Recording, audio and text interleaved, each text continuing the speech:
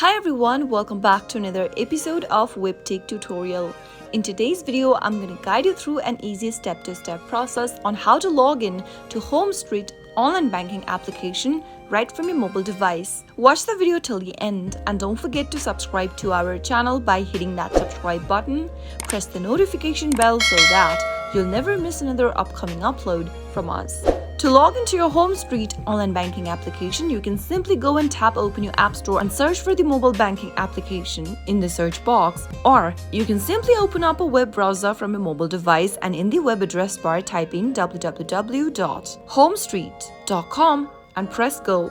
Doing so will take you to the official webpage of HomeStreet Bank. To log in and access your mobile banking account or internet banking account, simply go and tap on the human icon at the top of the screen and select your account type from the options. Once you are done making a selection, on the next page, enter your user ID in the text box that appears. If you've not yet enrolled into online banking, you can tap on the sign up link and follow through the instructions in order to register first. After filling in your user ID, tap the continue button. On the next page, continue with security code and then select your phone number that is registered with the account.